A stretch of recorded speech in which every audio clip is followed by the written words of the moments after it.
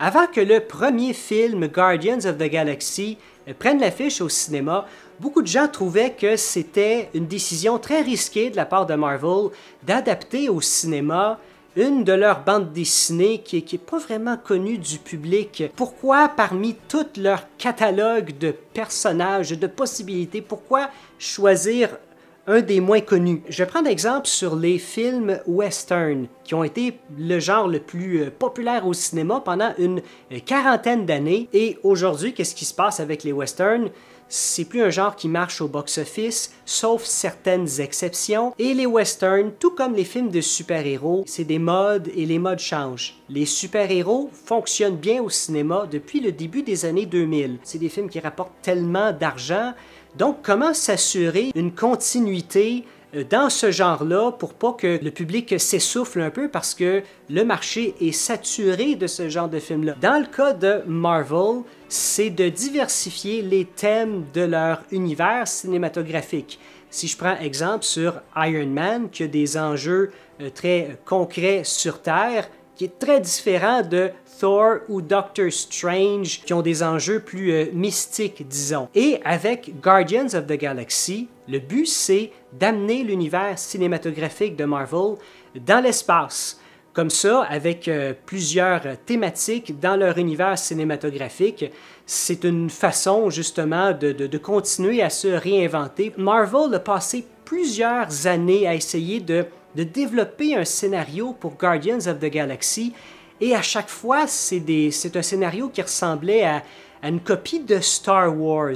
Donc le projet a tourné en rond pendant des années jusqu'à ce qu'on approche James Gunn pour écrire et réaliser Guardians of the Galaxy. Maintenant, qui est James Gunn? Eh bien, à la base, c'est un scénariste qui a commencé en 1996 avec les studios Troma qui se spécialisent dans les films d'horreur à très petit budget, disons. Parmi leurs plus gros succès, il y a Toxic Avenger. En 1996, James Gunn a écrit le scénario de Roméo et Juliette pour les studios Troma. Et d'ailleurs, il a été payé seulement 150 $ pour le scénario. Et après ça, bon, il a écrit les scénarios pour les deux films Scooby-Doo qui ont sorti au début des années 2000.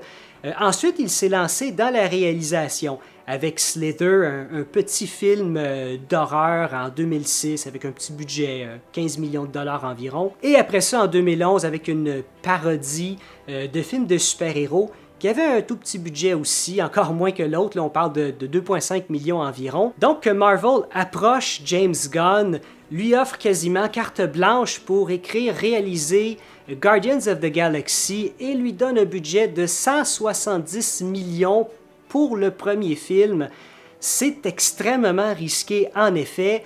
Et finalement, James Gunn a pris ce qui était considéré comme une copie de Star Wars, a transformé ça en le succès qu'on connaît aujourd'hui. Et c'est ce qui fait le génie de Marvel, c'est de prendre des chances avec ce type de créateurs-là. Et je trouve que Marvel et James Gunn, c'est une combinaison parfaite parce que autant Marvel qui essaie de se réinventer un peu dans chacun de leurs films, James Gunn, c'est un peu le même principe qu'il a décidé de faire pour le deuxième Guardians of the Galaxy.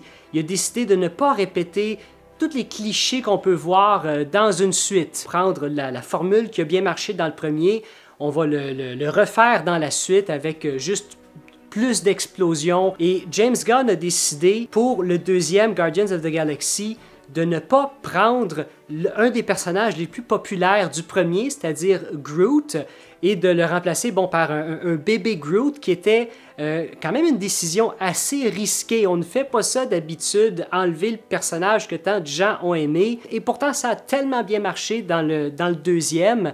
Et James Gunn aussi a décidé de ne pas faire quelque chose de plus gros avec plus d'explosions. Même si à la base, le budget du deuxième a quand même 200 millions de $, c'est-à-dire 30 millions de plus que dans le premier. Il y a beaucoup de gens que je connais qui sont un peu blasés justement des films de super-héros, et je trouve que Guardians of the Galaxy, c'est une catégorie un peu à part. Si vous faites partie de ceux qui sont blasés à cause de la saturation du marché de tous les films de super-héros, donnez une chance au deuxième Guardians of the Galaxy.